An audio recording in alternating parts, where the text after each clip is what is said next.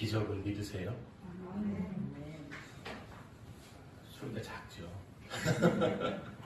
기적을 믿으세요? 정말 기적이 필요한 때가 아닌가라는 생각이 듭니다.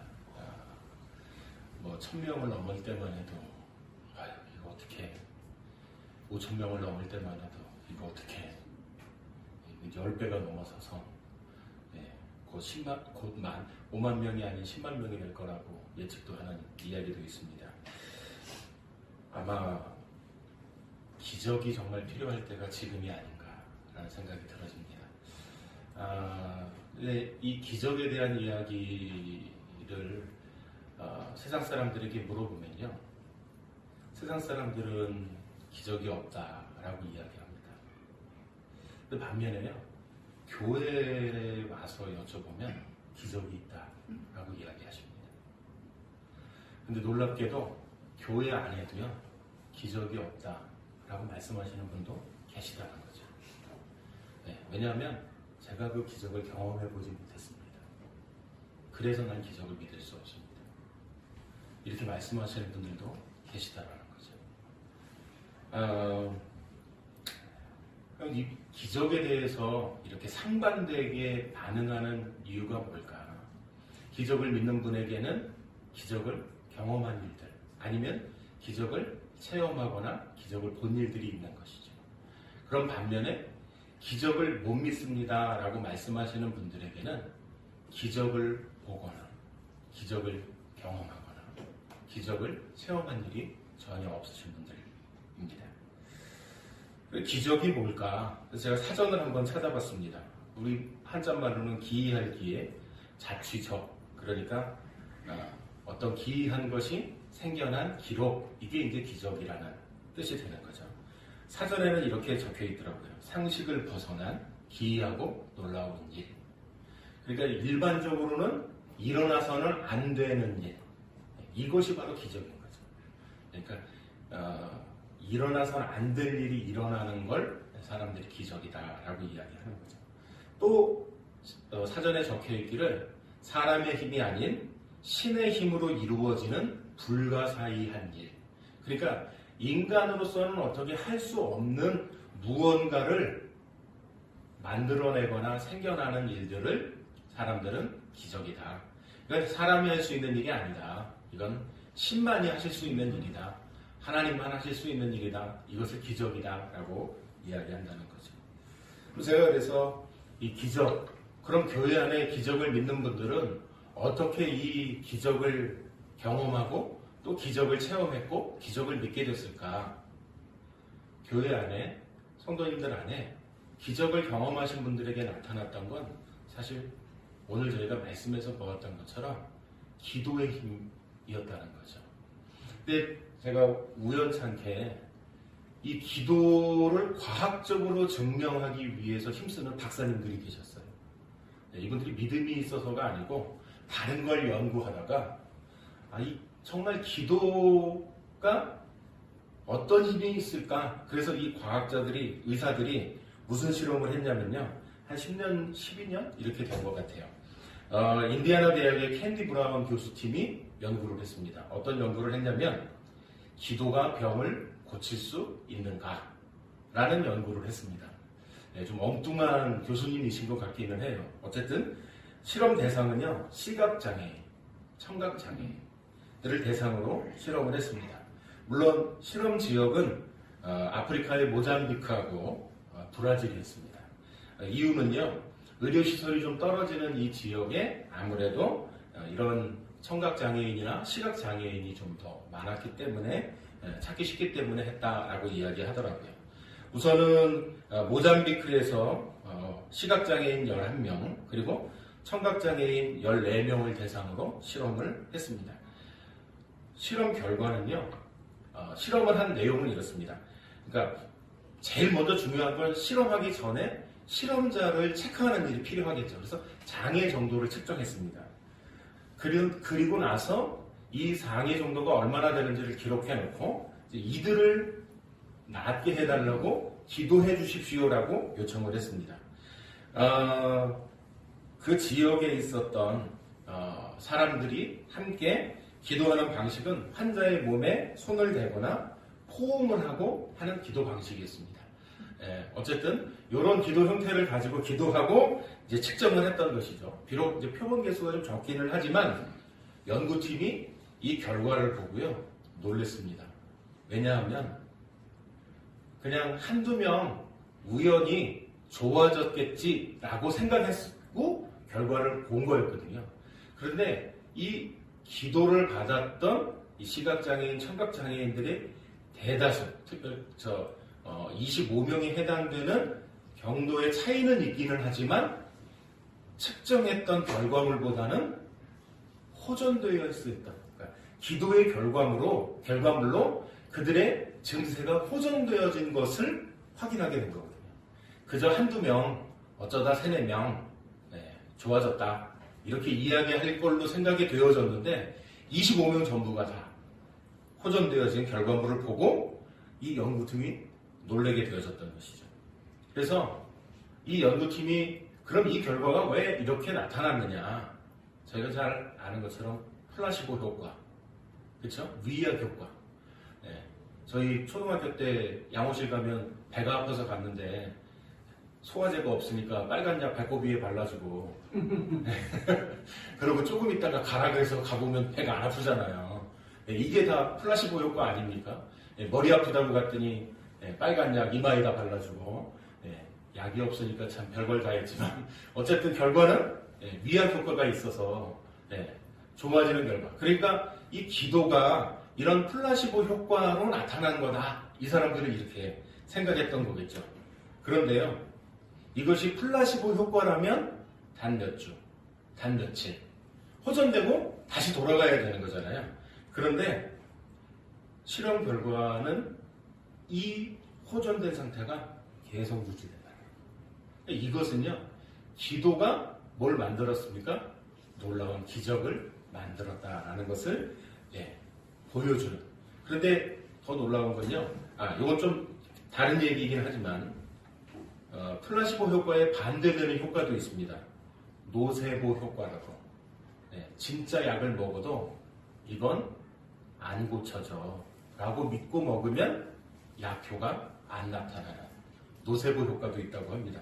어쨌든요, 기도가 병을 고칠 수 있다는 과학적 근거, 의학적 근거를 마련할 계기가 됐다라고 이야기합니다. 어쨌든요, 그들은 기도를 통해서 병이 낫게 될 것을 기대하는 마음이 병을 낫게 됩니다. 그러니까 중요한 것은요, 이 연구진이 플라시보 효과로 밀어붙여서 좀 이렇게 기도는 의미가 없는 거다라고 아마 밝히고 싶었는지 모르겠습니다. 그런데 이분들이 연구하다 결론을 낸 것은 기도한 이들도 또 그 함께 참여했던 청각장애인, 시각장애인들도 무엇을 가지고 있었냐면 믿음을 가지고 있었다. 좋아질 것에 대해, 건강해질 것에 대한 믿음을 가지고 있었다. 그러니까 이 놀라운 기적을 만들어낸 것은 무엇이라고요? 믿음이 만들어낸 결과물이다. 이제 좀 다시 한번 여쭤보겠습니다. 기적을 믿으세요? 아멘. 아까부터 아멘 소리가 커지셨어요. 저희에게 믿음의 역할이 이와 같은 우리 힘으로 해결할 수 없는 놀라운 일을 만드시는 일을 하나님께서 하신다는 것입니다. 사실 오늘 우리가 읽은 이 말씀은 뭐 제가 말씀 안 드려도요, 성도님들이 너무 잘 하시는 말씀이세요. 너무나 그리고 즐겨 읽으시는 말씀 가운데 하나입니다. 한나의 기도, 그렇죠? 이 통해서 사무엘을 얻게 되어졌습니다. 이것도 기적 아닙니까? 너무나 잘 알고 있습니다. 남편 엘가나로부터 극진한 사랑을 받고 있었지만 그에게 자녀가 없었던, 그래서 고통을 겪고 있었던, 이렇게 고통 가운데 특별히 그가 더 고통을 받았던 이유는 분임나로 인한 조롱 그리고 멸시 때문에 더 고통을 받았던, 그래서 그 한나가 선택했던 것은 어떤 것이었습니까? 기도의 자리에 하나님을 만나기 위한 자리로 나아가는 것이었다는 것이죠. 내겐 자녀도 없어. 이번 생은 끝이야.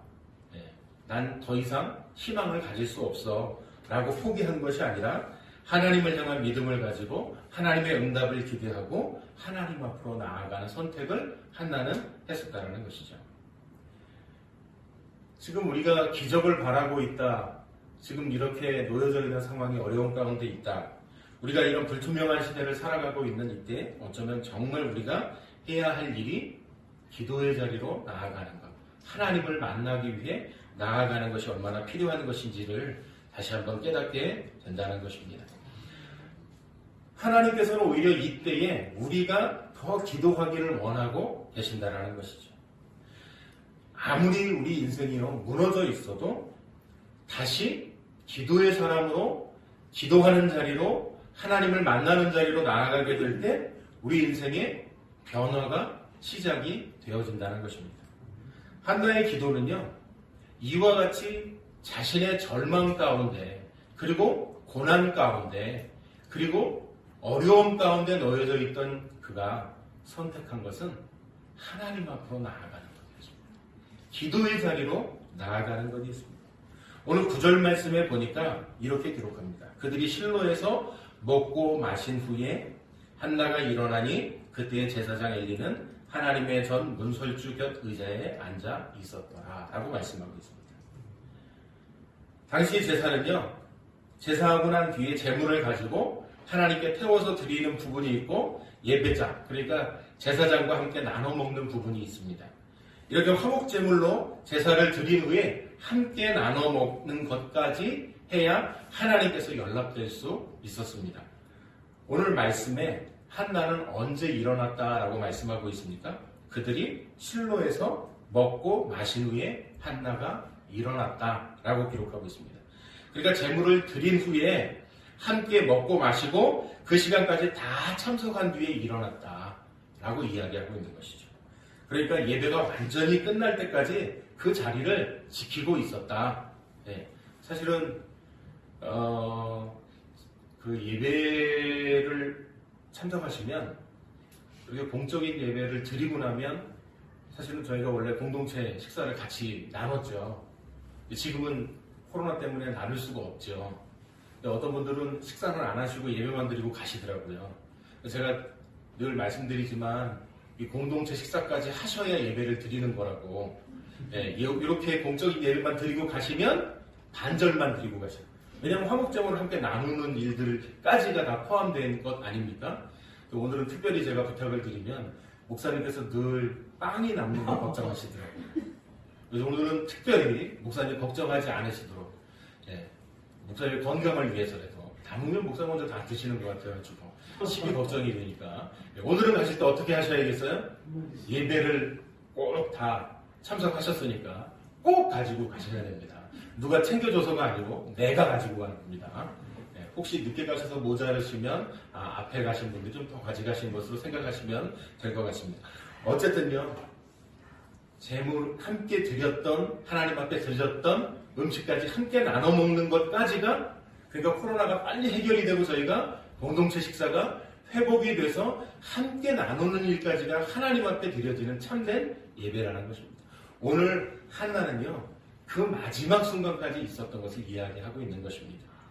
실로에서 먹고 마신 후에 이 말씀은 자신의 몸도 괴롭고 힘들고 어렵지만 고난 가운데 있지만 어떻게 해요? 예배의 모든 순서를 하나님 앞에 온전히 드렸다라는 걸 말씀하고 있다는 것이죠.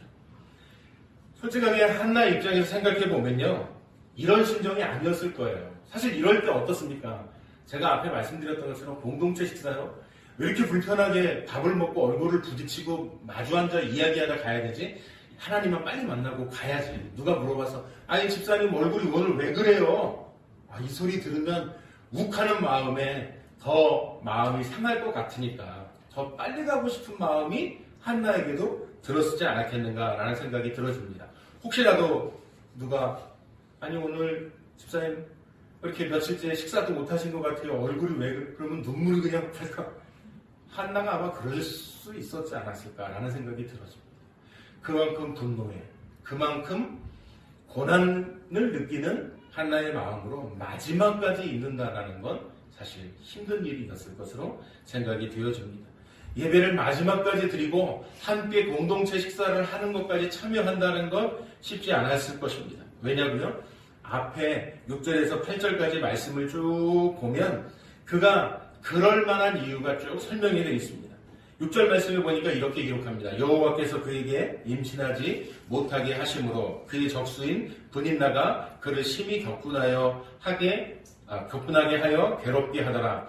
매년 한나가 여호와의 집에 올라갈 때마다 남편이 그같이 하매 분인나가 그를 격분시키므로 그가 울고 먹지 아니하니 그의 남편 엘가나가 그에게 이르되 한나여 어찌하여 울며 먹지 아니하며 어찌하여 그의 마음이 슬프냐 내가 그대에게 10아들보다 낫지 아니하냐 하니라 라고 말씀하고 있습니다. 끝까지 예배의 자리에 앉아 있을 수 없는 마음의 상태였다라는 것이죠. 사실 저희도 어려움을 겪게 되다 보면 주일에 예배 오는 것도 힘들어질 때가 있습니다. 사실은 예배를 드려야 하는 걸 너무나도 잘 알지만 누군가를 만나는 것만으로도 내 마음이 어렵습니다. 사실은 상대방은 내 마음을 전혀 모르거든요. 그런데 다가와서 집사님 안녕하세요, 권사님 안녕하세요. 근데 이 인사도 받기가 싫은 거예요. 사실 그래서 교회 안 오는 거예요. 왜냐하면 내 마음이 너무 힘든데 여기에 반응해 줄 만큼의 에너지도 내게 없습니다. 사실은 하나님께서 어떻게 해요?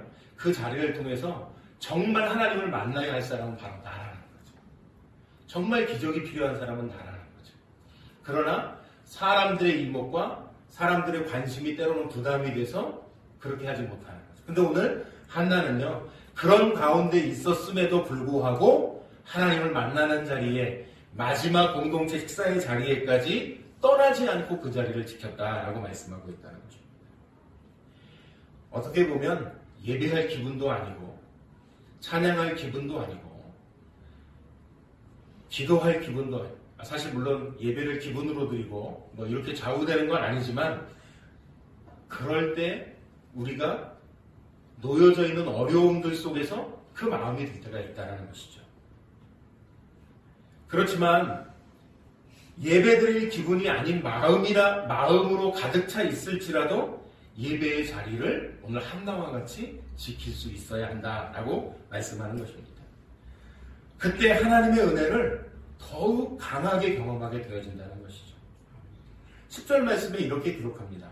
한나가 마음이 괴로워서 여호와께 기도하고 통곡하며. 그러니까 그 마음이 얼마나 무겁고 힘든 마음이었겠습니까? 그 자리에 와 있는 것만으로도 고통스러웠을 한나가 이제 그 자리에서 다 맞춰지고 하나님 앞에 괴로운 마음을 쏟아놓고 있는 것이죠. 한나의 영혼의 상태는요, 갈기갈기 찢겨진, 그리고 정말로 위로가 필요한, 그러나 그 위로조차도 때로는 울컥하고 울어버릴 수밖에 없는 그런 위치에 있는 한나의 마음이었을 것입니다. 고통스러운 가운데 있었던 그 한나, 그래서 그가 택한 것은 하나님 앞에 기도하는 것이었습니다. 하나님의 은혜를 경험하게 되어졌다는 것이죠. 한나의 뜻이요, 은혜입니다. 은혜. 예, 한나라는 단어의 뜻이 은혜라는 뜻을 가지고 있습니다. 그녀의 이름대로 하나님의 은혜를 받기 위해 사모하고 하나님 앞으로 나아갔다는 것이죠. 우리 영혼이 힘들고 고통스러울 때일수록 사실은 하나님 앞으로, 예배의 자리로, 기도의 자리로 나아가야 합니다. 하나님을 만나러 가야 하는 것이죠. 하나님을 만나야 하나님으로부터 은혜를 공급받게 되어지고, 하나님을 만나야 내가 겪고 있는 이 어려움이 내 힘으로 해결할 수 없어 내가 고통 가운데 있는 이 괴로움을 하나님께서 해결해 주시는 일들이 생겨나게 되는 것입니다. 그래서 우리가 엄청난 고통을 만났다면 바로 그때가 하나님을 가장 강력하게 만날 수 있는 자리라는 것. 근데 사실은 그 어려움을 만나면 때로는 사람의 눈이 부담스럽고 때로는 사람을 만나는 것이 어려워서 하나님을 만나야 하는 그것을 피하게 되는 어리석음을 범할 때도 있다는 것이죠. 사실 그럴 때일수록 마음이 힘들 때, 우리 일상이 고난스러울 때 하나님 앞으로 나아가야 한다는 것입니다. 힘들고 지치고 낭망했을 그 순간이 하나님을 만나야 할 자리가 되어져야 한다는 것이죠. 기도하면 하나님을 만나게 되어집니다. 기도하면 은혜를 경험하게 되어집니다. 기도하면 앞에 모잠비크에서의 청각장애인, 시각장애인들이 나아짐을 경험했던 것처럼 하나님의 역사하심이 우리들 가운데 나타나게 된다는 것입니다.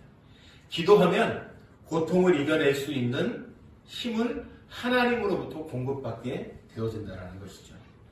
한나의 기도는요, 마음이 어려울 때 하나님을 만나게 되는 기도였습니다. 정말 울고 싶을 때 하나님 앞에 나아가서 울었던 기도였던 것이죠. 우리가 이처럼 하나님 앞에 나아가서 통곡하면 하나님께서는요, 우리의 슬픔을 바꿔주시는 역사가 일어납니다.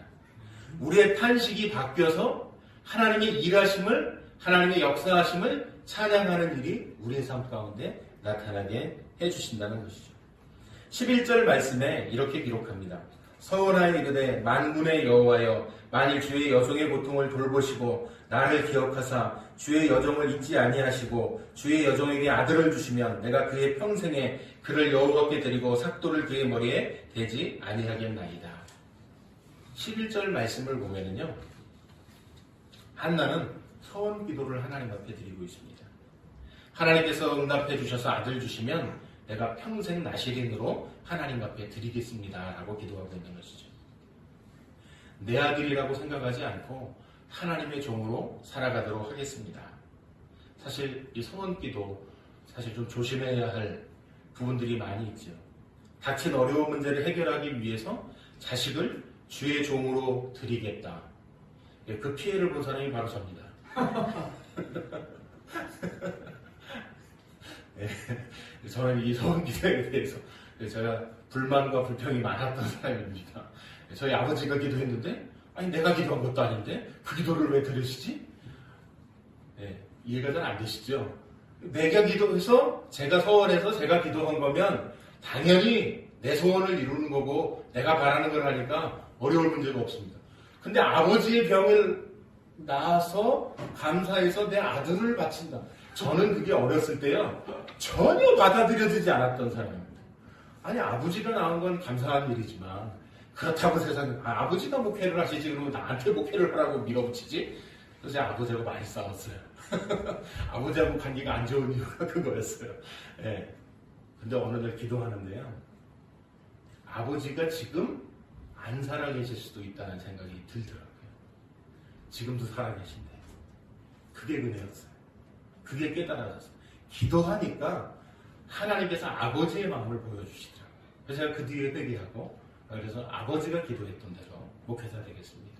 제가 그날 그래서 늦게까지 기도했던 이유가, 기도하고 보니까 다 같더라고요. 네. 아버지가 그때 어떤 마음으로 기도하였는지를 제게 보여주시더라고요. 그게 은혜더라고요. 네, 다시 돌아와서 한나가요, 그러니까 이렇게 서원 기도하는 것에 대한 문제점이 있다라는 거, 네, 제가 조심스럽게 말씀드리고, 단순히 요구하는 것, 달라고 기도하지 않았다는 것입니다. 하나님 응답해 주시면 나도 무언가 하나님 앞에 결단하겠다. 근데 우리가 여기서 조심해야 될 것, 한국교회가 참 잘하는 이것 뭐죠? 투쟁에서 얻어낼 수 있다. 하나님과 띠두르고 일사가고 단결, 투쟁, 21일 금식, 이렇게 해서 내 기도를 관철시키지 않으면 이 한 몸 불살라 기도의 응답을 얻어내겠다. 이게 저 한국 교회 성도님들에게 많이 있는, 하나님께서 마음을 바꾸지 않으시면 내가 굶어 죽으리라, 이런 마음으로 금식해서 응답을 얻어내겠다, 이렇게 기도하시는 분들이 간혹 계시더라고요. 그런데 정말 중요한 것은요, 하나님의 응답보다 내가 그 어려움의 순간에 하나님을 찾게 되어지는 거예요. 이전까지의 내 삶은 어땠습니까? 하나님 없이도 난 잘 살 수 있다 믿었던 내 삶이었잖아요. 그런데 그걸 인정하는 거잖아요. 하나님이 도우시지 않으시면 살 수 없습니다. 바꿔서 얘기하면 하나님 앞에 나와의 관계가 회복이 되어지는 거죠. 제가 아까 말씀드렸잖아요. 아버지 서원 기도를 하나님이 들으셨으니까 나는 기도한 적이 없어요, 하나님. 그 기도는 제 기도가 아니야. 아버지 기도지. 제가 아버지하고 싸울 수밖에 없었잖아요. 근데 어떻게 되어져요? 기도했는데 하나님께서 그 마음과 아버지가 지금 살아계신 그것에 대한 감사의 마음이 제 안에 들어오니까 아버지의 관계가 그냥 해결이 됐더라고요. 난 목사 안 된다니까. 제가 그래서 아버지께 심한 말을 이렇게 했어요. 내가 목사 되는 날 이단이 하나 생긴 걸로 생각하시면 된다고. 제가 이렇게 얘기했어요. 얼마나 가슴 아픈 얘기를 아버지께 많이 드렸는지 그만큼 하기 싫었기 때문에 그만큼 내가 기도하지 않은 거기 때문에 서원 기도의 위험성도 있다는 거 한편으로 보시고 또 제일 중요한 거 하나님과 나와의 관계가 회복되어지는 응답이 중요한 것이 아니라 나와의 관계가 회복되어지고 참된 기도는 내 뜻을 일사가고 단결투쟁해서 응답해서 얻어내는 것이 아니라 관철시키는 것이 아니라 하나님의 뜻에 내가 복종하고 순종하는 것. 내 기도가 하나님을 변화시키시고 하나님을 바꾸는 것. 하나님을 꼼짝달싹 못하게 묶어놔서 내 말 안 들으면 알죠. 이렇게 하는 것이 아니라 기도하는 가운데 내가 변하는 거죠. 하나님의 뜻을 깨닫고 하나님의 사랑을 알게 되고 하나님의 능력을 경험하게 되는 일이 기도 가운데 나타나게 되어져. 하나님의 응답이 목적이 아니라 응답 받은 후에 우리의 삶에 하나님께서 기뻐하시고 내가 변화되어진 삶을 살아감으로 인해 하나님의 목적에 맞는 삶, 하나님이 기뻐하시는 삶을 살아내는 것. 오늘 한나의 기도는요, 마음이 괴로울 때 끝까지 예배의 자리를 지켰을 뿐만 아니라 기도의 자리로 나아갔고 하나님을 바꾸는 기도를 드렸던 것이 아니라 사실 이 서원 기도가 우리 생각할 땐 하나님의 마음을 바꾸고자 했던 것이 아니라 내게 더 간절한 마음으로 내가 바뀌어지기를 기대하는 마음으로 하나님 앞에 기도하는 한나의 모습이었다는 것. 이런 기도를 통해서 하나님을 만나서 하나님의 능력을 경험하는 삶을 살 수 있었다는 것. 오늘 우리도 힘든 때일수록 예배의 자리, 기도의 자리를 놓치지 말아야 한다는 것. 그런데 앞에 제가 말씀드렸던 것처럼 누군가를 만나면 내게 그걸 물어볼 텐데 너 이번에 시험 본 건 어떻게 됐니? 뭐 이런 것들 물어보는 것이 두렵고 떨려서 사람을 만나는 자리, 예배의 자리에 가지 못하게 되어지는 어려움들이 있다는 것이죠. 그러나 그 기도의 자리, 그 예배의 자리, 누가 가장 기다리시냐면 하나님께서 기다리고 계시는 자리. 하나님께서 나를 변화시키시고 바꾸셔서 일하시고자 하시는 바로 그 자리라는 것입니다. 하나님을 깊이 경험하고 하나님의 은혜를 그래서 내 안에 놓여져 있는 이 문제들, 괴로움들, 고난들이 해결되어지는 삶을 살아가도록 이끌어 주신다는 것이죠. 오늘 12절 말씀에 보니까 이렇게 기록합니다. 그가 여호와 앞에 오래 기도하는 동안에 엘리가 그의 입을 주목한 자야. 말씀하고 있습니다. 오래 기도했다. 그러니까 사람들은 돌아갔겠죠. 근데 안 가고 앉아서 기도하고 있는 사람이 한나였던 것이죠. 그런데 그의 입을 주목했다고 이야기합니다. 지금까지 저렇게 기도한 사람이 없었던 것 아닌가라는 생각이 들어집니다. 그러니까 적당히 시간이 되면 좀 가야 되는데 안 가고 오래 있었나 보다 그런 생각도 들어집니다. 오래 기도했다. 바꿔서 얘기하면요. 간절함이었던 거죠. 사모함이었던 것이죠. 기대하는 마음이 있었던 것이죠. 저희가 올해 간절함과 또 기대함과 사모한 마음으로 목사님 가자고 기도하자고 신앙생활 하자고 말씀하셨던 것처럼 한나는 이미 그런 삶을 살고 있었던 것이죠. 엘리가 그래서 누구를 주목해보고 있습니까? 한나의 입을 주목해보고 있습니다. 왜 주목해서 봤을까요?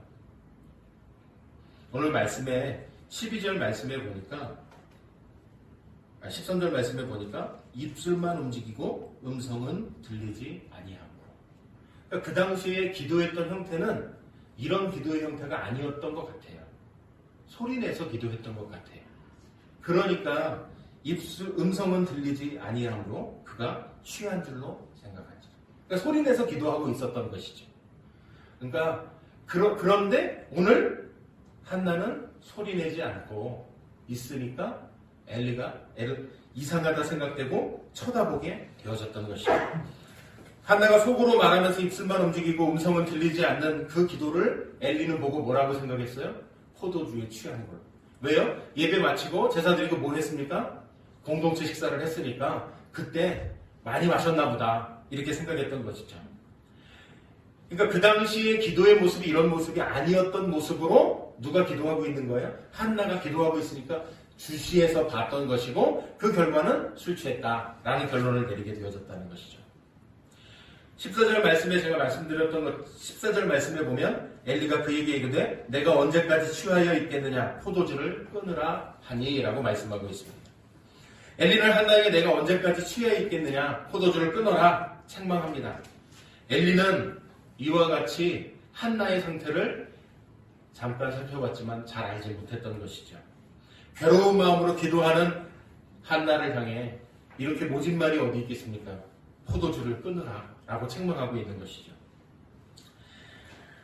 그러나 한나의 기도는 어떤 기도였습니까?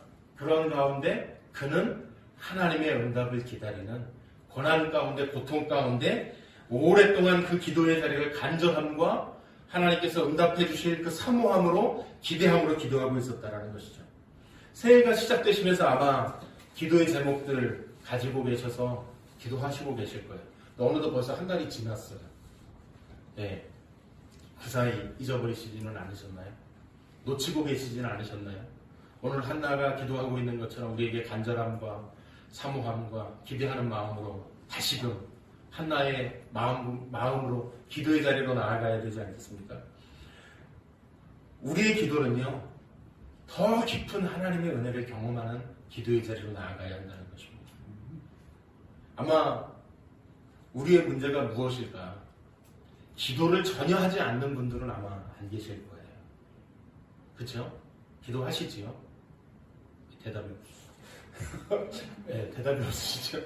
기도하시지 전혀 기도를 안 하시는 분들은 안 계실 거라고 생각합니다. 문제는 기도하면서도 응답이 될 것을 기대하지 않고 기도하는 분들이 간혹 계시다라는 것이죠. 어떤 분은 그러실지 몰라요.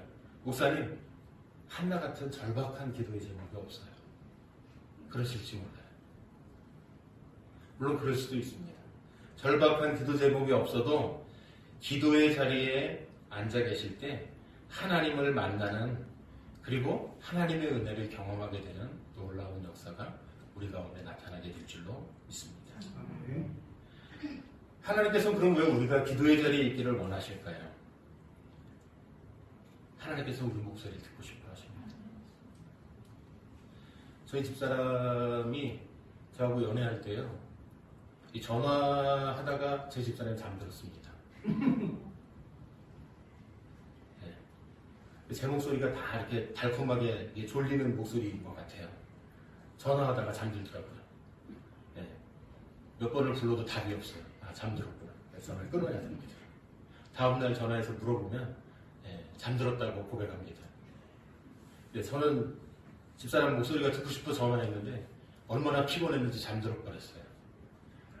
사실은 우리 주님께서 우리의 목소리를, 우리 아버지께서 우리의 목소리를 듣고 싶어 하시는 거죠. 그런데 어떻습니까? 우리는 우리의 목소리를 아버지에게 들려드리지 않고 있는 거죠. 하나님을 더 사랑하고 하나님을 더 만나고 하나님을 더 깊은 친밀한 관계에 하나님께서 우리와 만나고 싶어 하신다는 것입니다. 그래서 우리가 더욱 기도의 자리에 머물러 있기를 원하고 계시다는 것이죠. 하나님은 우리를 더욱 깊이 만나시기 위해 때로는 우리에게 이런 문제들을 주시는 거예요. 목소리를 듣고 싶은데 전혀 들려주지 않으니까 그렇게라도 듣고 싶으셨던 거죠. 사실 저도 부모님에게 전화 잘 안 드립니다. 언제 전화 드리는지 아세요? 붕할 때. 네, 제가 붕해지면 부모님 찾게 됩니다. 네, 부모님도 제 목소리가 듣고 싶으셔도 언제는 전화하면 바쁠까봐, 힘들을까봐 전화 안 하시고 기다리시고 계시는 것 같더라고요. 별일 없을 때도 그냥 전화하면 오히려 이제 바쁘다고 아버지가 끊으실 때가 전 더 좋습니다. 우리의 목소리를 기다리시는 그 하나님 앞에 기도의 자리로 하나님께서 나를 만나고 싶어 하시는 거예요. 어려움이 우리 가운데 찾아온다면, 한나와 같은 고난이 우리 가운데 있다면 하나님께서 나를 만나고 싶어 하시는 거예요. 라고 생각하시면 되겠습니다. 이처럼 저희가 하나님을 만나는 자리, 그리고 요즘 다 스마트폰 쓰시잖아요. 근데 요즘 스마트폰이요, 한 주간 얼마의 핸드폰을 썼는지를 측정해갖고 한 주간에 사용한 양을 알려줍니다. 그러면서 지난주보다 얼마 더 썼는지를 알려줍니다. 지난주보다 1시간 40분 더 쓰셨습니다. 라고 친절하게 알려줍니다. 많이 썼네. 그리고 또 한 주를 지나고 나면 심지어 다시 이야기합니다. 지난주보다 3시간 더 쓰셨습니다. 라고 알려줍니다. 핸드폰은 주는 게 없고 자꾸 느는데요. 우리는 하나님과의 관계를 이런 거 좀 나왔으면 좋겠어요. 하나님께서 직접 이번 주는 1시간 30분 더 기도하셨습니다. 이번 주는 하나님과 1시간 더 만나셨습니다. 우리에게 이렇게 알려주셨으면 좋을 것 같아요. 그러면 아마 우리가 경각심이 생겨서 더 열심히 하나님 앞에 나아가지 않을까라는 생각이 들어집니다. 사실은 코로나로 인해서 어떻게 우리에게 더 시간이 많아졌다고 볼 수 있습니다. 어떤 시간이요? 개인적으로 보낼 수 있는 시간. 심지어는 가족들하고도 붙어있기가 어려운, 어떤 안수집사님 보니까요, 집에 들어가셔도 마스크를 끼신대요. 왜 그러시냐고 그랬더니, 하나는 딸아이는 그 유치원 선생님이라 이렇게 아이들에게 전염되는 걸 걱정해갖고 집에 들어가면 그 아이가 걸리면 안 된다고 자기가 마스크를 네. 혹시라도 자기가 외부에서 해갖고 딸아이를 통해서 유치원의 아이들에게 감염될지 모른다고 집에서도 마스크를 쓰신다는 거예요. 그러니까 마스크를 쓰다 보니까 본의 아니게 딸아이하고 만날 일이 없어서 밥 먹을 때도 따로 먹고 다 이렇게 불편하게 지내신대요. 대단하시다 그랬어요, 제가. 근데 그럴 수밖에 없는 상황이겠더라고요. 그러고 보니까 그 집사님이 그러셨어요. 시간이 많아졌다. 집에 머무는 시간에 내 시간이 많아졌다. 그래서 뭐 하세요? 그랬더니 그래서 말씀도 보고 기도도 하죠. 역시 안수 집사님이라 다르십니다. 제가 그랬는데 우리는 어떠십니까? 시간이 많아졌으니까 핸드폰 보는 시간이 늦었습니까? 아니면 홈트하십니까? 요즘 대세가 홈트라는데 건강해지셨습니까? 아니요. 하나님 만나는, 하나님께서 우리의 목소리를 들으시는 자리로 우리에게 이런 코로나 시대가 우리에게 더 많은 시간을 부여했을 때 하나님과 만나는 자리에 나아가는, 하나님의 기도의 자리에 나아가는, 그래서 이 코로나가 맞춰졌을 때 우리가 오히려 그 시대, 그때 하나님과 더 깊은 신앙의 말씀의 기도의 시간을 가졌던 것을 고백하는 그런 일들로 인해 내 신앙이 더 자라게, 비록 코로나 때문에 우리가 서로 교제하고 섬기는 일의 시간들은 줄어들었을지 모르지만 하나님과 나와의 신앙의 관계는 더 깊어지고 자라있는 내 모습에 하나님 앞에 감사하는 일들이 더 많은 시간이었음을 고백하는 일들이 우리 가운데 있기를 소망합니다. 15절 말씀에 이렇게 기록합니다. 한나가 대답하여 이르되 내 주여 그렇지 아니하니이다. 나는 마음이 슬픈 여자라. 포도주나 독주를 마신 것이 아니요 여호와 앞에 내 심정을 통한 것뿐이오니 당신의 요정을 악한 여자로 여기지 마옵소서. 내가 지금까지 말한 것은 나의 원통함과 격분됨이 많기 때문이나 하는지라. 엘리의 말에 한나가 해명을 한 것입니다. 그렇지 않습니다. 나는 슬픈 여자입니다. 라고 이야기한 거죠. 그러니까 자기의 마음의 상태가 어떤지를 이야기하고 있고 포도주나 독주를 마신 것이 아닌 것이다. 내 심정이 이랬기 때문에 이랬던 것이다. 라고 이야기하고 있는 것이죠. 16절 말씀에 보니까 악한 여자로 여기지 말아달라 라고 이야기하고 있습니다. 여기서 악한 여자라는 이 뜻은요, 가치가 없는 여자, 불량한 여자라는 뜻을 가지고 있는 겁니다. 그러니까 나를 그런 사람으로 여기지 말아달라 라고 이야기하고 있는 거죠.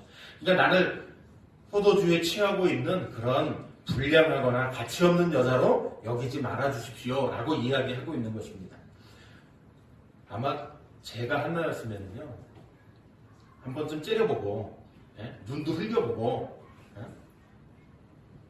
네가 그러고도 제사장이냐? 내가 기도하고 있는 거 안 보이냐? 이렇게 말했을지 모르겠어요. 하여튼 갖은 악한 말로 내가 그렇게 기도하고 있는 게 네 눈에 안 보이니? 라고 말했을지 모르겠어요.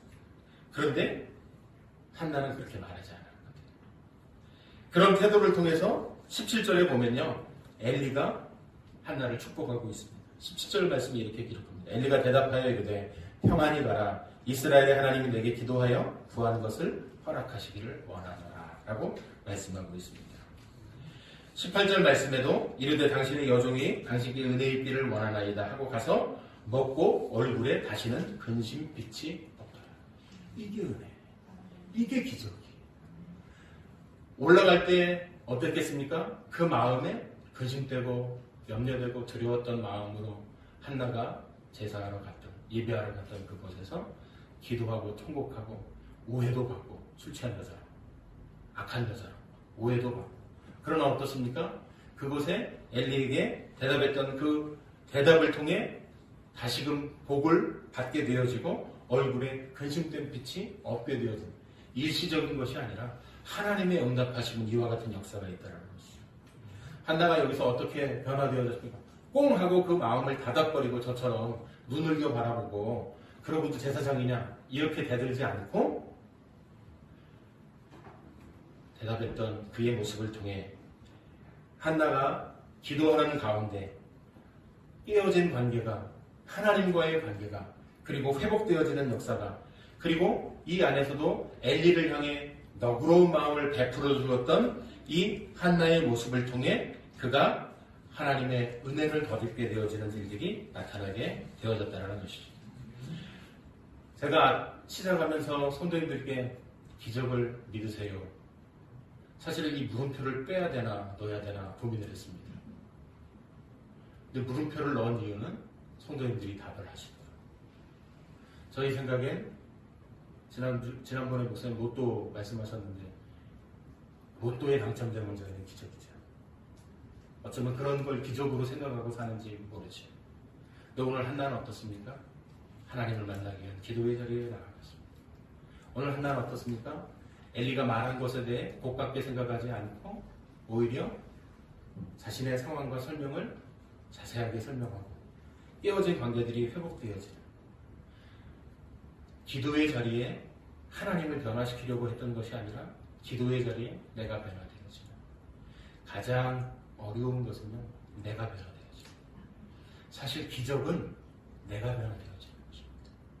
우리가 생각하는 기적은 내가 하지 않은 무엇인가가 만들어지고 생겨나는 것을 우리는 기적으로 생각합니다. 내가 할 수 없는 일이기 때문에 로또가 당첨되면 기적으로 생각합니다.